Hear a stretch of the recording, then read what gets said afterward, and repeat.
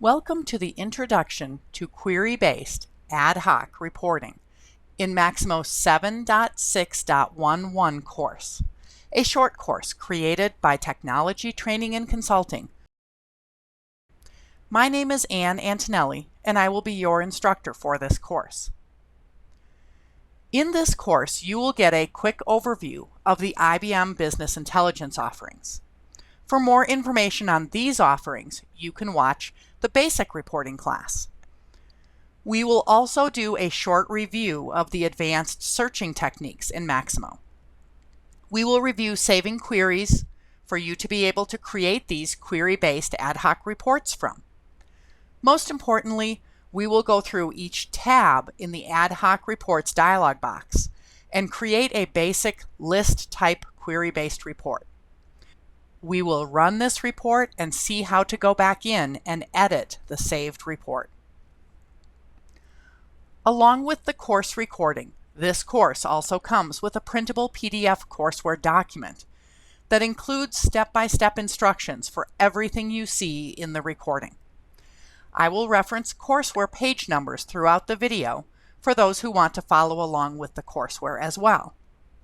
This particular training video walks through a rather long set of steps to create a single report. There will not be areas to pause and try your Maximo environment. However, the courseware walks you through the exact same first report, so after watching the video, you can perform the exact same steps in your Maximo environment to recreate the report yourself. Before we begin the Maximo demonstration, let's take a look at some basic information about query-based reports in the Maximo system. If you have watched the Basic Reports course, you've seen this slide before with the 8 IBM Business Intelligence tools. Number 5 in this list is our query-based reports, also known as QBR or ad hoc reports. This report development is for end users of Maximo who do not necessarily have SQL programming language experience. These reports can be created through the Maximo user interface based on the data that you know you're looking for in a report. These reports are based on your Query by Example Business Intelligence tool number 2 on this list and are similar to setting up result sets in the Start Center, which is number 3 in your Business Intelligence tools. This slide is found on page 1 of your courseware document. Query-based reports are a great way for planners, supervisors, and other managers to be able to pull the data out of Maximo to answer basic questions without having to rely on a report writer for your organization. This slide shows you some examples of the types of questions you can answer through the development of your own query-based reports. This slide is found on page 2 of your courseware document. Our example that we will build in our class is similar to these questions. Our question is how many preventive maintenance work orders have been completed so far this month. We will develop a query to gather the list of records that meet this question's criteria, and then decide what data we want to see for each of the completed PM work orders in our report. Through the data in our report, we will also look to see if our employees are always adding their labor hours to their work orders, or if sometimes they are forgetting. Creating this query-based report will demonstrate the basic steps for creation of all types of query-based reports in the Maximo system. The key skill that is needed to create query-based reports is to use the Query by Example feature that Maximo provides to be able to query for the data that you are looking for. Remember, there are all sorts of wildcards, keywords like the word null, and fields not only in the List View tab, but also in the Advanced Search dialog box to use in each Maximo application to search for the exact set of records you are looking for. The information on Query by Example is found on page 3 of your courseware document. Sometimes you will not be able to find the exact set of records you are looking for in your query, but you will be able to get it filtered down within the report using the Ad Hoc Report Development dialog box. Creating your own query-based ad hoc reports takes practice. Also remember that each Maximo application has a set of default search criteria that you start with when you use the List View tab to search for records. For example, the work order tracking application shows only active work orders, not closed or canceled work orders by default. It also hides task level work orders by default. So sometimes you may need to change those default field values as well when creating your query. The information regarding the default search criteria for each application is on page 4 in your courseware document. I will demonstrate a few of these advanced search techniques as part of our creation of the query-based ad hoc report demonstration, but it will not be the focus of this course. The courseware contains several pages of review information for these advanced search techniques, as well as using these techniques to save your own personal queries to create the query-based reports from, on pages 5 through 19 in your courseware document. Also, you can see the demonstrations and learn each of these techniques in the Advanced Searching and Querying Techniques course. This next slide provides some visual example of what the report object structure, or ROS, is in Maximo. Each application has one or more report object structures contained in it for creating reports. They may be as simple as the main data table itself, like you see in this first example. This first screenshot shows just work order details. This means for a report with this ROS, report object structure, you would only have access to the fields saved directly in the work order details table. That may not seem like much, but this table has over 150 pieces of data saved in it for each work order record. However, what it does not have is data like asset description, location description, preventive maintenance description. This data is saved in the correlating or related asset table, location table, and preventive maintenance table, and is just referenced by the work order table using the ID records. The next screenshot example shows a ROS that provides access to not only the work order details table, but all of those related tables, such as the asset and location tables. When you see indented tables underneath the main table, that means you will be pulling data out of those tables as well. With this report object structure for my report, I would also be able to pull the asset description, location description, and preventive maintenance description from those related tables onto my work order report. The other two screenshots in this slide show that there can be multiple report objects for a single application, and that some report objects have multiple levels of related tables, like the planned labor and planned material table, that show additional related tables under them.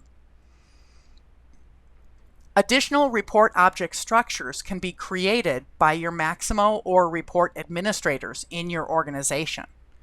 In addition, there is more information about these report object structures in your courseware document on pages 25 through 29.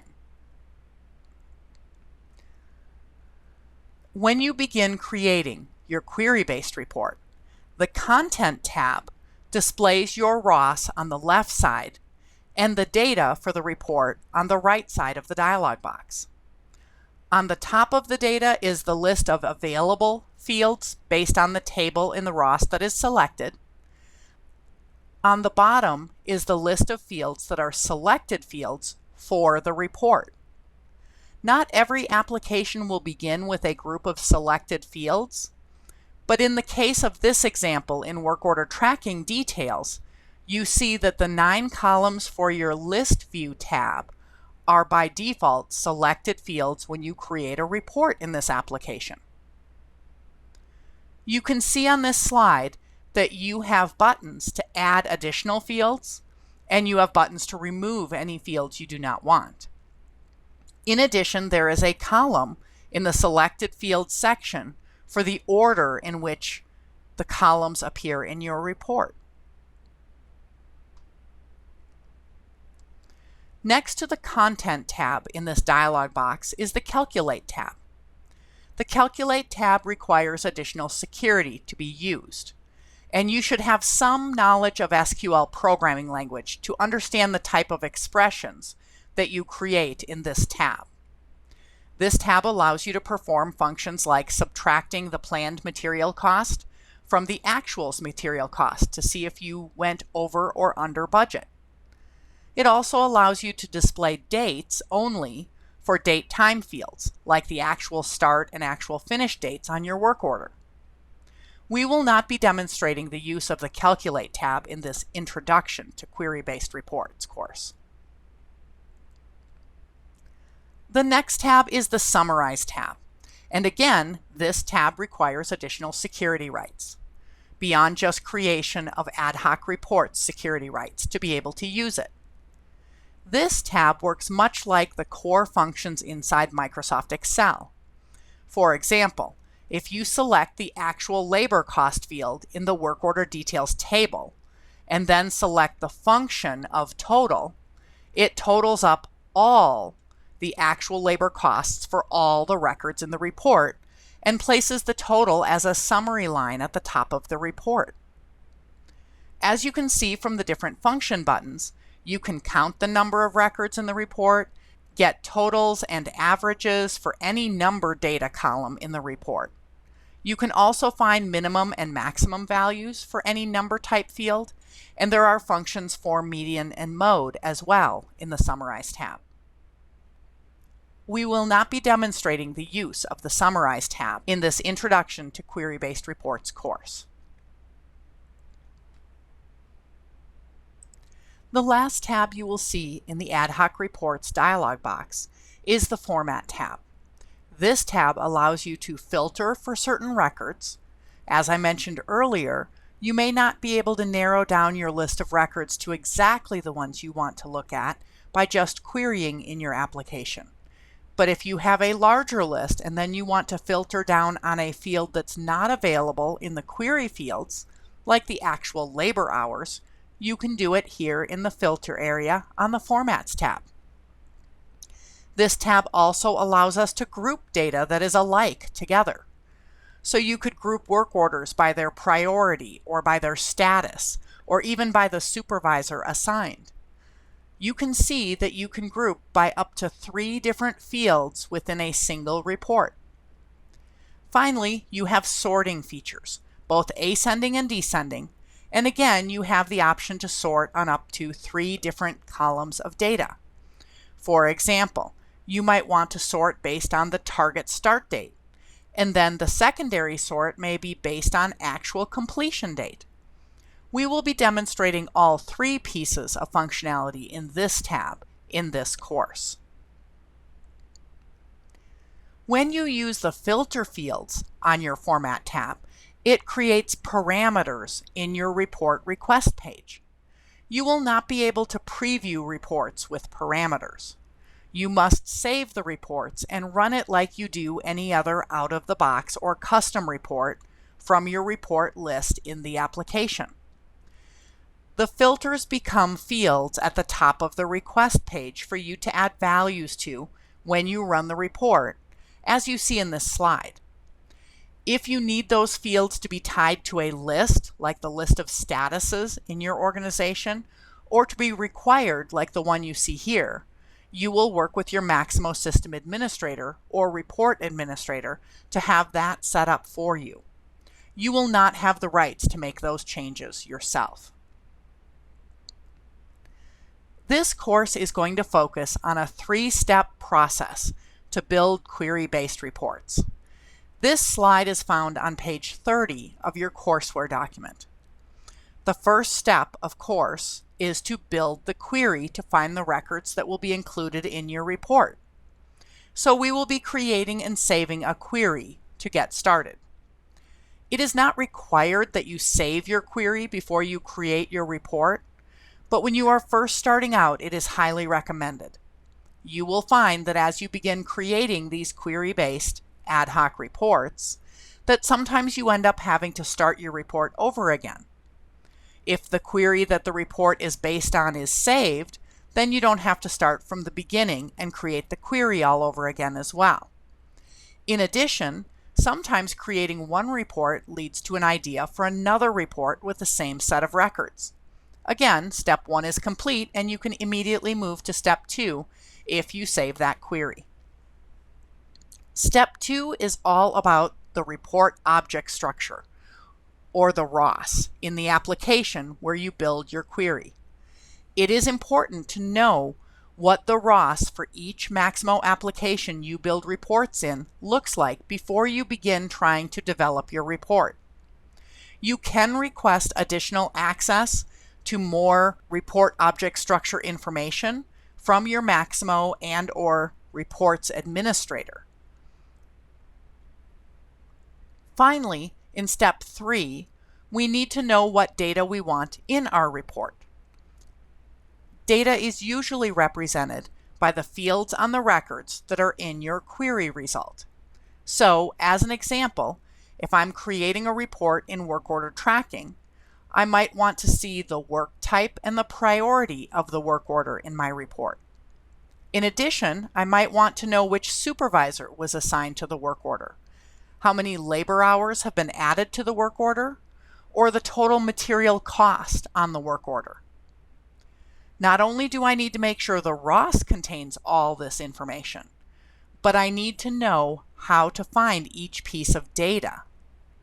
I need to know what the label is in front of the field value on the form, and what the column name is for the field and which table it is saved in. Remember from the Getting Started Navigating and Searching course, you can use the keyboard shortcut Alt and the letter I, or Alt and F1 with your cursor in any Maximo field to get to the field level help. This field level help helps tell you the table the data is saved in and the column name of the field value. One last note before we look at our template for our query-based report is to remember that these ad hoc reports are based on your personal query in a specific Maximo application. You must know which records and what data you want in your report before you start creating the report. In this course, we only create a list type report, but there is also a detail type report option in the ad hoc report dialog box. I will show you examples of each of these report types in the Maximo demonstration. When you create detail type reports, there is a record limit that your query cannot have more than 50 records in it for you to be able to preview your report as you are creating it. In addition, many Maximo administrators do not let you run detail reports on more than 50 records either, as detail reports pull many more data values than list reports, and it is too much work for the Maximo server. For more information on these record limits, take a look at the Basic Reporting course. Another thing we want to remember is to always look at that report object structure, or that ROS, for the application before we begin designing our report. You need to know what data you have access to before you develop your list of requirements for your report. To build my query-based report, I use a template to gather my report requirements first. Page 31 in your courseware document has a blank version of this template that I use when creating my own query-based reports. Page 32 has the completed template to support this slide for the example report we are about to create in this course. Before I start creating a query-based report, I always begin with the question. What question am I trying to answer with this report. In this example, the report we are going to create is to answer the question of how many preventive maintenance work orders we have completed so far this month. Based on that question, I know that my query is going to need to be in the work order tracking application. I will need to specify the work type of PM for preventive maintenance. I will need to specify the status as being those work orders in the complete and possibly the closed status, depending on how late it is in the month and how long my organization leaves these completed work orders in the complete status before they close them. It's probably safest to look for both complete and closed status work orders with an actual completion date in the current month. Once my query requirements are defined, then the next section is figuring out what data I have access to. When we look at the ad hoc report dialog box in work order tracking, we see the work order detail ROS. In addition, we see that there is a series of related tables to this work order details table below it. This tells us that we can create this report with any fields saved in that work order details table and the related tables.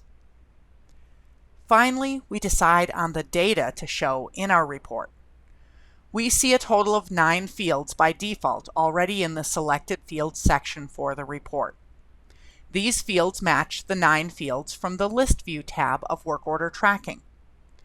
I know I don't need the site field because it would be the same value on every field. I only have access to see data in the Bedford site. Also, my organization is not using dynamic job plans right now, so I don't need that column either. I will remove each of these fields from my report. The columns of information I want to add to my report are the actual finish date, the actual labor hours, the actual labor costs, and the actual material costs. Now that we have all of our report requirements documented, let's go into Maximo and navigate over to our work order tracking application so that we can start working our way through these requirements.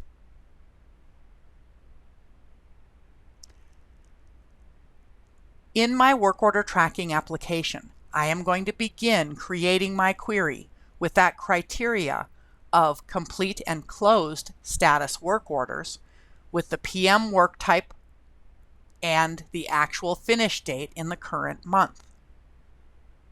My status field is in this list view set of filter fields, so I can use the select value button that looks like the magnifying glass at the end of this field to select just work orders in the complete or closed status.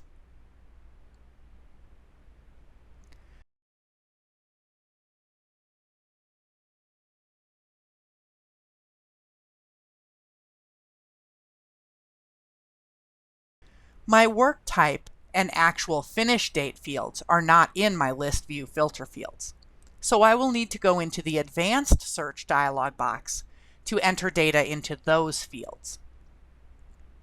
I click on the advanced search button and locate the work type field first in this dialog box. The work type field has the same select value button at the end of the field, so I will click the button to select PM work types only. Next, I will need to scroll down the dialog box a bit to get to my date fields section. Notice I have a from and a to field for the actual finish date fields.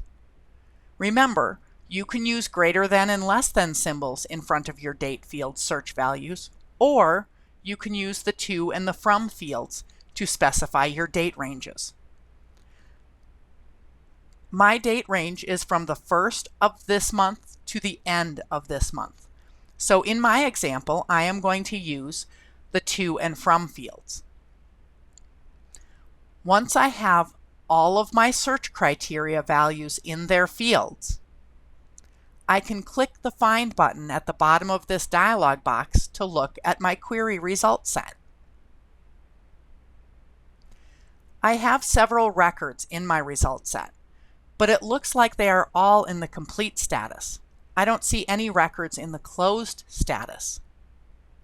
Remember, closed status work orders are considered historic records, and our default search criteria hides all of our historic records.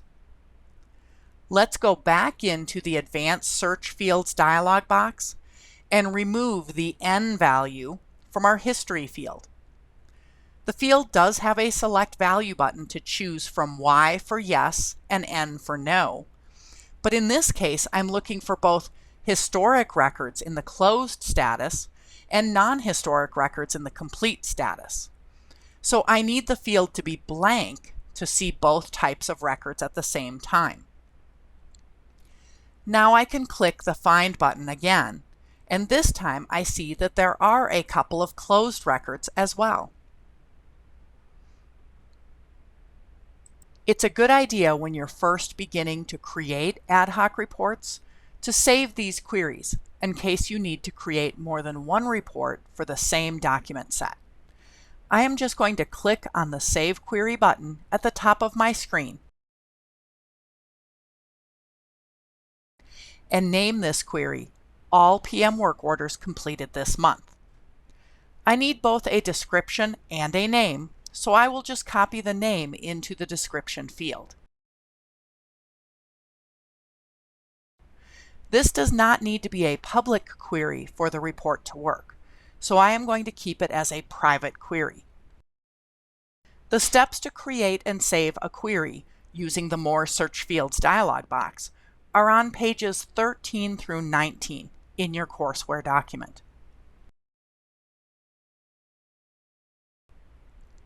Also, before we start creating our query-based report, let's look at the two types of reports we can create: the list type report and the detail type report.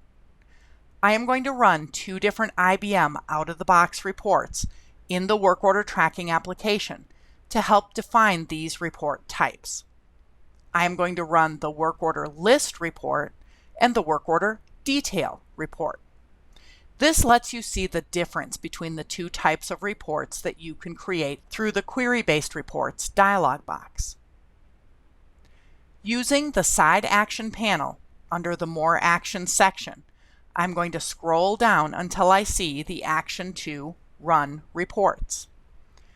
I click on the Run Reports action, and the list of the out-of-the-box and custom reports for this application displays. Once you have created and saved your own ad hoc report, it will show in this dialog box as well. Click one time on the work order list report name. The report request page displays. This particular report does not have any parameters or fields for me to fill out, so I am just going to click the Submit button to run the report. The report generates on a separate browser tab or window from your work order tracking application. Notice this work order list report has numerous records. Each row in this report is a separate work order record. I see about 10, maybe 12 pieces of information on each record in the different columns. This is the type of report we are going to create. This is known as a list type report. If I return to my work order tracking tab, I see the list of reports again. Next, I want to run the work order detail report and compare it to the list type report. Before I can run this report, I should open one of my work order records, because this report will not run on the whole list of work orders. Remember, I mentioned earlier that detail reports have record limits. They are meant to be run on a single or a small number of records at one time. I'm going to click the Cancel button on this dialog box and open a work order from this List View tab. With the work order record open, I use the Side Action panel again and scroll down under the More Actions section to find the Run Report action. the report list displays, and now I can click on the work order detail report. Just like our work order list report, this request page does not have any parameters or fields for me to complete, so I can just click the Submit button. If Maximo does not switch me to the other tab in my browser, I can click on that report tab and watch this report generate. Notice this report has many field values, all for a single record. That is what is meant by a detail type report. In addition to being able to show a lot more information, detail reports often also show information from those related tables, such as the tasks on the work order or log entries for the work order. We will not be creating a detail type report in this course. It is considered a more advanced report type. For more information on these report types, read the information on page 20 through 24 of your courseware document. The last thing we are going to review before beginning the building of our query-based report is to find the Maximo field name for the data we want to include in our report. Remember, I mentioned earlier that you need to look at the ROS, the report object structure, to see what is available for data. In addition, you need to know either the label in front of each field, or in the case of some fields without labels, like the description field, you need to know the Maximo field name, where the data is stored in the database. Let's use this same work order that we used for the detail report. I'm going to place my cursor in the work order number field.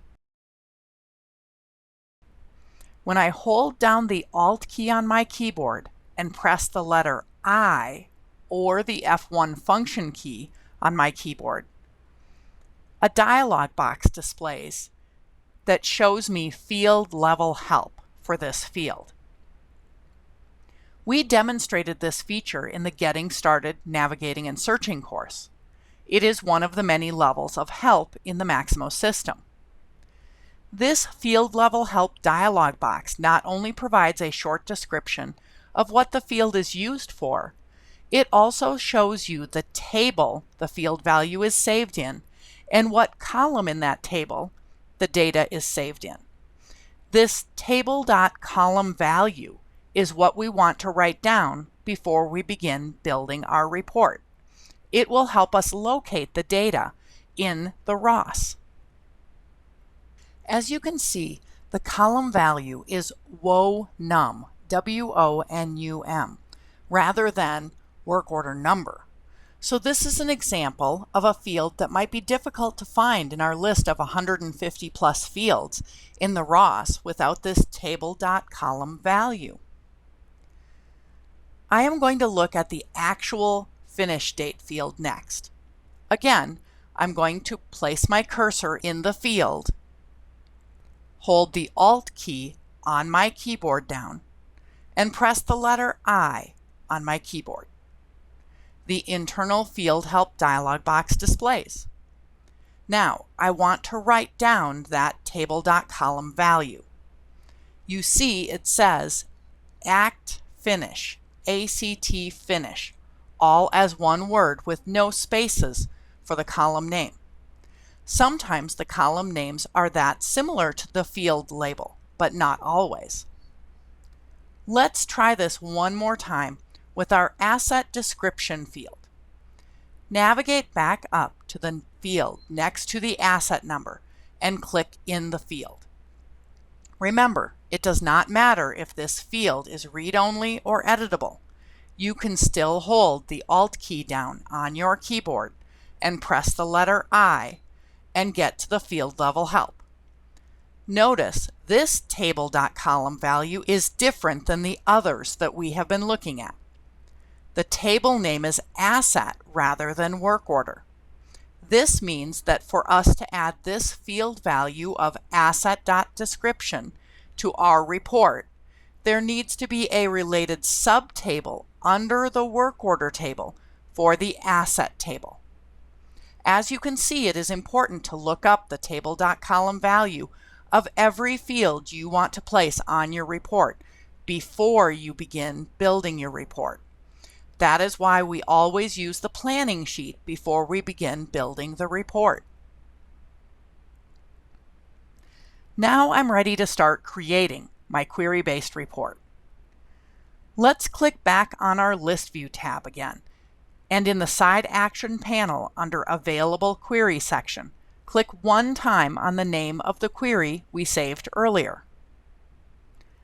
The records that display when we run this query are the records that meet our criteria right now, and will display in the report when we create it right now. The reason people save queries is to be able to run them on the current data in the database at any time. This is the same reason we create reports. If I run this query tomorrow, it may have more records in it. If I run my report tomorrow, it will also have more records in it. The steps to create a basic list ad hoc report begin on page 33 of your courseware document. There is a button in the Run Reports dialog box to create new reports, and I can use that button to create a query-based report. In addition, in your Side Action panel under the Common Actions, there is a Create Report action. Clicking that Create Report action one time opens the Ad Hoc Report dialog box directly.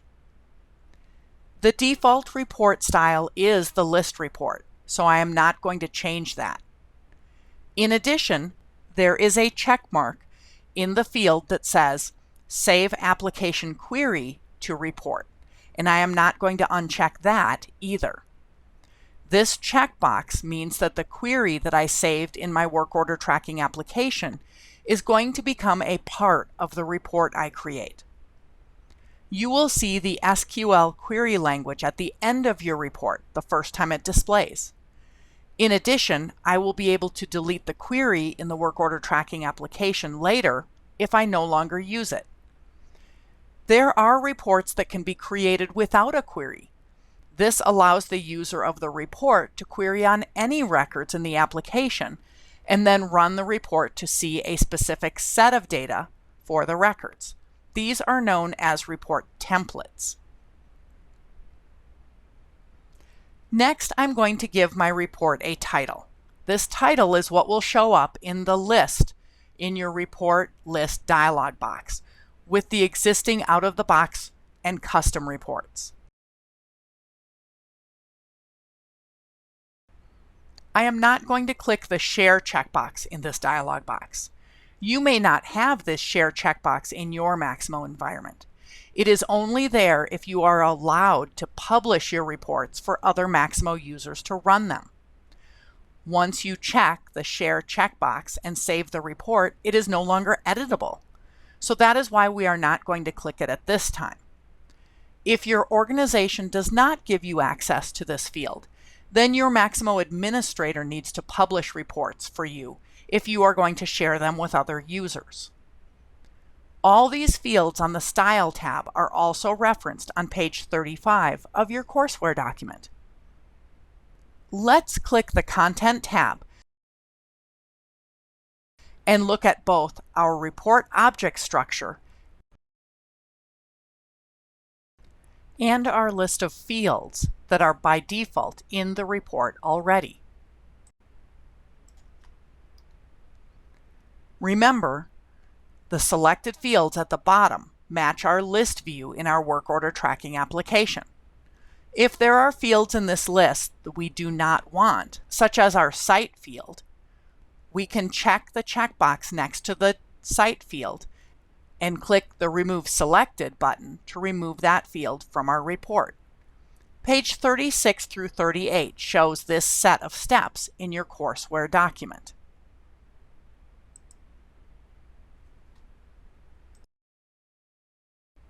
I only see the first 6 fields in the list of selected fields, but I can click the blue arrow at the top of the list to see the other fields. I also want to remove my Dynamic Job Plan field. I usually remove fields before I begin adding them, but you can add and remove at any time throughout your report development process.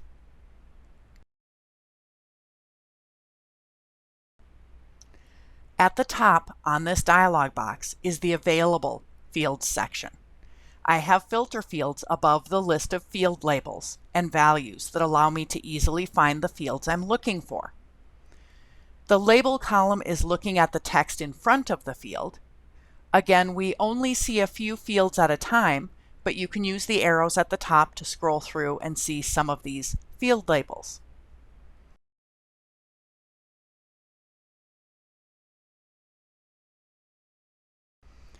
The Value column is looking for that table.column value that we looked up for the work order number, actual finish date, and asset description fields.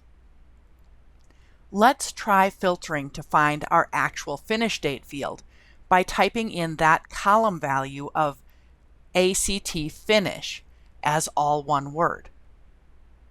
As you can see, it's very easy to find with this value. Now we can click the label and add it to our list of fields selected for our report.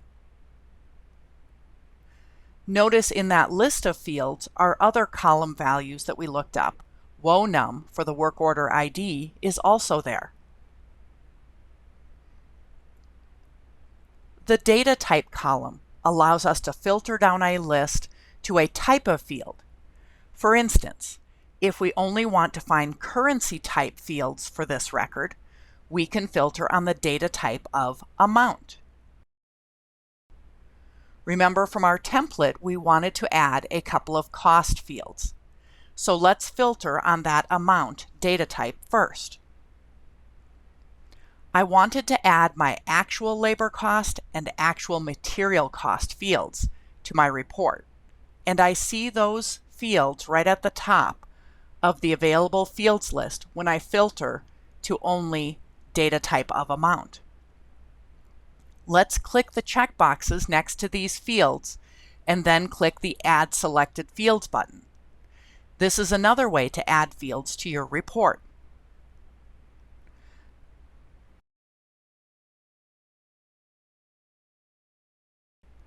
Finally, I also wanted to add the actual labor hours field to my report. So next I'm going to filter in the Label section for the word labor. First, I will clear my previous filter. When I type the word labor in the Label field, I can now easily find that actual labor hours field and add it to my list of selected fields in the table below. Pages 36 and 37 in the courseware document show the steps to add a single field and multiple fields to the selected field list. Before I change the order of the fields and columns for this report, I would like to preview the report and see what it's looking like. I do not have to save my report right away. It takes more steps to save a report, rerun it, and edit it each time I want to see what it looks like. So many people like to preview their report for as long as they can before saving it. I'm going to click the Preview button and watch the report generate on that second tab where my other work order reports generated. This preview step is on page 38 of your courseware document. Now I can see each of my columns in the order that they are in the selected fields list, back in the Ad hoc Reports dialog box. These query-based reports do not allow us to do very much formatting. For example, we cannot change the work order description column to center aligned text. However, we can change the order of the columns. If you decide that you want your scheduled start date and your actual finish date next to one another, you can return back to your work order tracking tab and change the order of those fields so that they sit right next to each other. Before we go back to edit the report, notice if you look at the very end of your new ad hoc report, there is a dynamic and saved query area that displays the SQL query that you saved with your report on the Styles tab. Page 39 in the courseware document shows an example of this SQL query language as well. I am going to click back on my work order tracking tab and change the order of the fields so that it matches the order on our planning sheet on page 32 of the courseware document.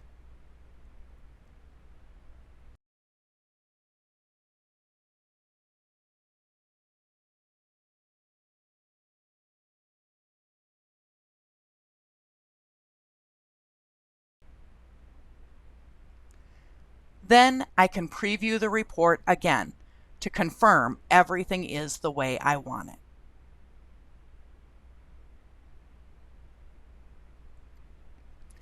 Each time I go back to the Work Order Tracking tab, it returns me to my Ad hoc Report dialog box. Again, until I save the report, I can just keep making changes to this report and clicking the Preview button each time I want to check out my changes. One last thing I can do on this Content tab is to change the label of some of my columns.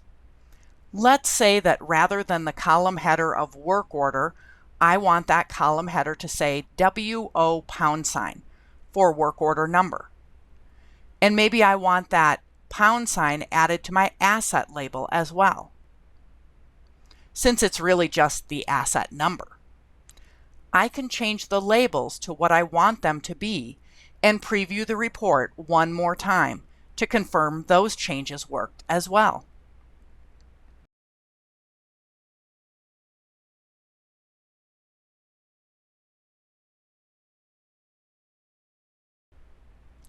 Now that I have all my columns of data that I want in my report, I am going to move to the Format tab.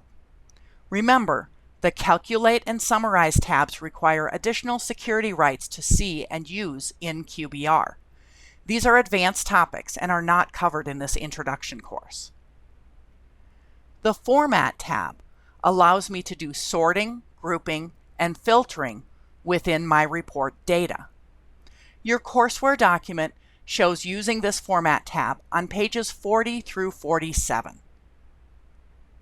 I am going to begin by grouping my work orders by the priority field value. I use the magnifying glass button at the end of the Group Report By field in the first field, and I select priority from the list. It is important to understand that the only fields that show up in this Group By list are those that have already been added to my report. So I cannot group by data that is not already on my report. Now let's preview the report grouped by the priority of the work order. You'll see that there are now headers for each work order priority, and the priority column is no longer part of the data. Listed underneath each header is the list of work orders that fall under that specific priority.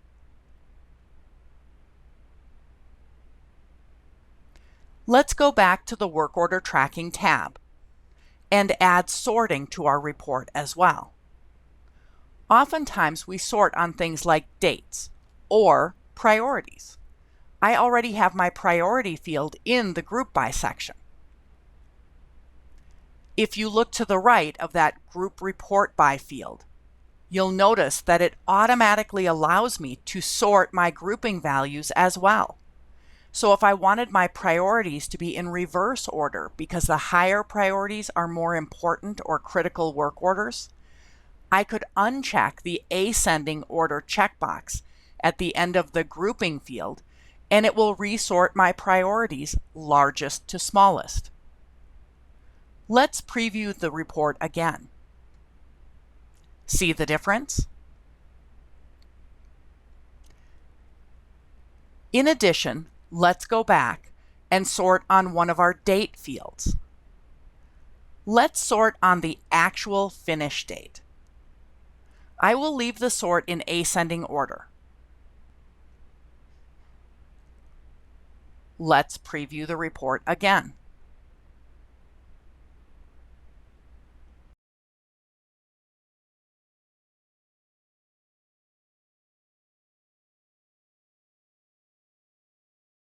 Notice when I preview this report and I look at the actual labor hours column, that many of these work orders were moved to the status of complete or closed with 0 labor hours recorded. Back in the work order tracking application, there was no way for me to search or query on work orders that have 0 labor hours because the actual labor hours field was not available in the list view or advanced search dialog box. However, here in my report, if I wanted to create this report to show work orders that are in the complete status or closed status, but specifically have no labor hours recorded, I could use the filter field to create that report. Let's click back on the work order tracking tab, and in the filter on section, let's select the actual labor hours field. Remember from our PowerPoint introduction, these filters create parameter fields in the report request page. We cannot preview a report that has a filter turned on because the report request page does not display when we preview reports. This is when we need to click the Run and Save Completed Report button. Once you've saved the report, you will see it in your Run Report list. You may need to navigate back to the Work Order Tracking tab and use the Run Report action in the Side Action panel under the More Actions section to see the report list.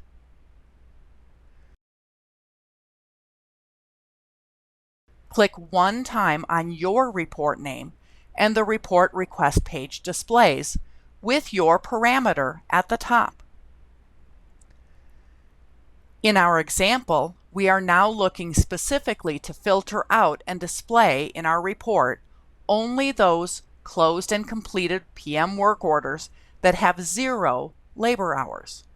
So we place the number 0 in that parameter field. If we leave the field blank, we get the regular report with all the closed and completed work orders, with labor hours and without.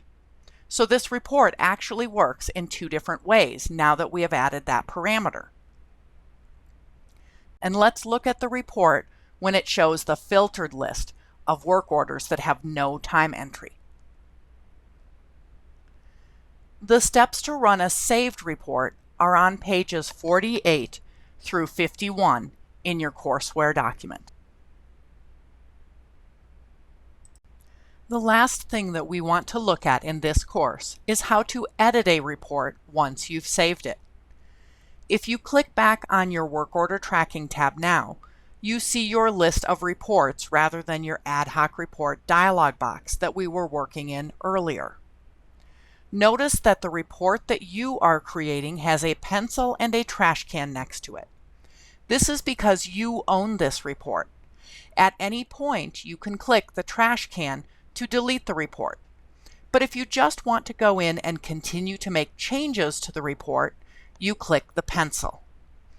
Clicking the pencil button opens up the Ad Hoc Report dialog box again.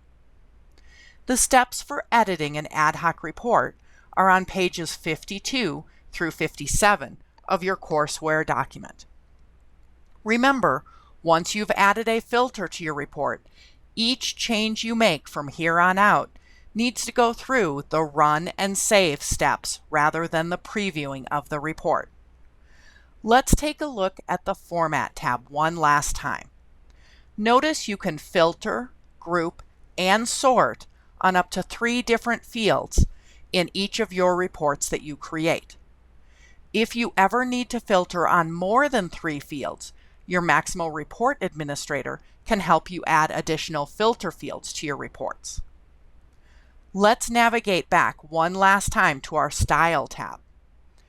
If you ever decide to change the name of your report, it is important to understand that when you change the title of a report, it saves a copy of that report. So to get rid of the old named report, you would actually need to delete that old name report.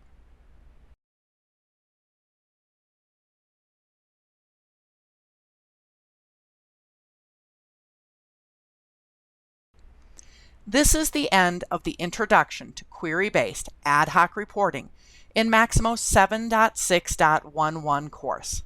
Thank you for watching this training video.